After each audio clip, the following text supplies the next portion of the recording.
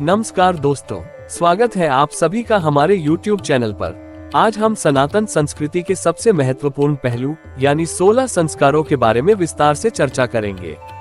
ये संस्कार भारतीय परंपरा का मूल आधार है, जो मानव जीवन को शुद्ध, पवित्र और मर्यादित बनाने के लिए अत्यंत आवश्यक माने जाते हैं।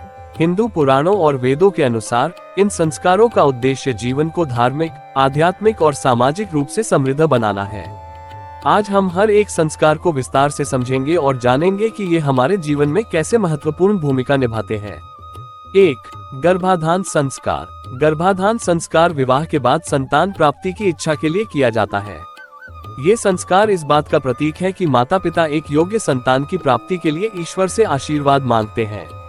इसका उद्देश्य ये सुनिश्चित करना होता है कि संतान संस्कारी, शारीरिक और मानसिक रूप से स्वस्थ हो।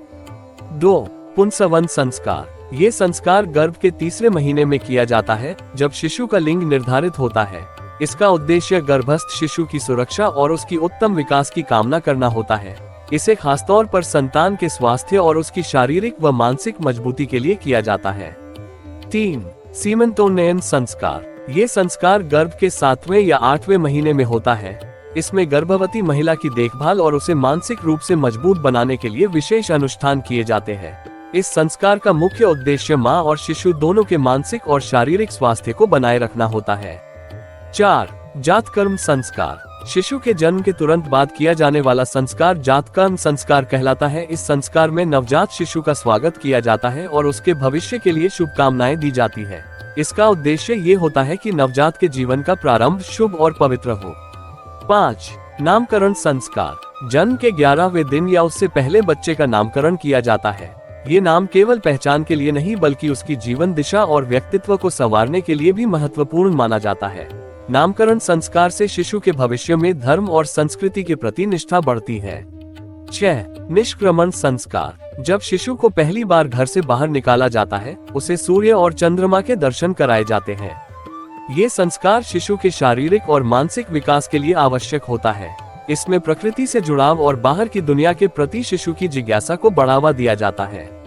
7. अन्नप्राशन संस्कार। शिशु के 6 महीने पूरे होने पर उसे पहली बार ठोस आहार दिया जाता है। इस संस्कार का उद्देश्य शिशु को भोजन का महत्व सिखाना और उसके शारीरिक विकास के लिए उचित पोषण प्रदान करना होता है। 8. चूड़ाकर्म या मुंडन संस्कार। ये संस्कार शिशु के पहले या तीसरे वर्ष में किया जाता है। इसमें बच्चे के बालों का मुंडन किया जाता है, जो शारीरिक और मानसिक शुद्धि का प्रतीक होता है। माना जाता है कि इससे शिशु का मस्तिष्क विकास होता है और उसकी बुरी ऊर्जाएं समाप्त होती हैं। 9. कर्णवेद संस्कार। ये संस्कार शिशु के कान छिदवाने की प्रक्रिया है। यह न केवल धार्मिक रूप से महत्वपूर्ण है, बल्कि स्वास्थ्य की दृष्टि से भी।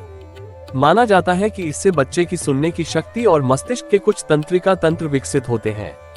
10. विद्यारंभ संस्कार। ये संस्कार तब किया जाता है जब बच्चा पहली बार विद्या प्राप्ति के लिए पाठशाला में प्रवेश करता है। इसमें बच्चों को अक्षर लिखने की शुरुआत कराई जाती है। ये संस्कार जीवन में शिक्षा और ज्ञान के महत्व को समझाने के लिए किया जाता है। 11. उपनयन संस्कार। इस संस्कार को यज्ञोपवीत या जनेऊ संस्कार भी कहते हैं। यह विशेष रूप से ब्राह्मण, क्षत्रिय और वैश्य वर्णों के बालकों के लिए होता है। इसमें बालक को गुरु के पास शिक्षा के लिए भेजा जाता है और जीवन में धर्म, अध्यात्म और ज्ञान का महत्व सिखाया जाता है। 12. वेदारंभ संस्कार। इस संस्कार में वेदों का अध्ययन शुरू किया जाता है। ये संस्कार उस समय होता है जब बालक वेदों, शास्त्रों और धार्मिक ग्रंथों का अध्ययन करना प्रारंभ करता है। इसका उद्देश्य है जीवन में धर्म और नैतिकता का पालन करना। 13. समावर्तन संस्कार। ये संस्कार विद्यार्थी के शिक्षा ग्रहण कर घर लौटने के समय किया जाता है। इसे स्नातक संस्कार भी कहा जाता है। इसमें शिष्य को संसार में जाकर ज्ञान का उपयोग करके समाज और परिवार के प्रति अपने दायित्वों को निभाने का संदेश दिया जाता है। 14. विवाह संस्कार। विवाह संस्कार जीवन का सबसे महत्वपूर्ण संस्कार है, जिसमें दो आत्माएं और परिवार एक साथ जुड़ते हैं। इसका उद्देश्य धर्म, अर्थ, काम और मोक्ष की प्राप्ति के लिए एक साथी के साथ मिलकर जीवन यापन करना होता है। 15. वास्तु शांति संस्कार। ये संस्कार उस समय किया जाता है जब कोई व्यक्ति अपने नए घर में प्रवेश करता है। घर के वातावरण को शुद्ध और पवित्र बनाने के लिए ये संस्कार किया जाता है। इसका उद्देश्य घर में शांति और समृद्धि का निवास कराना होता है। 16. अंत्येष्टि संस्कार। यह अंतिम संस्कार है जिसमें व्यक्ति के निधन के बाद उसकी आत्मा की शांति के लिए प्रार्थना की जाती है। इसका उद्देश्य आत्मा की मुक्ति और पुनर्जन्म के चक्र से मुक्ति की कामना करना है। निष्कर्ष, ये थे सनातन धर्म के 16 प्रमुख संस्कार जो मानव जीवन को धार्मिक, सामाजिक और आध्यात्मिक रूप से समृद्ध करते हैं।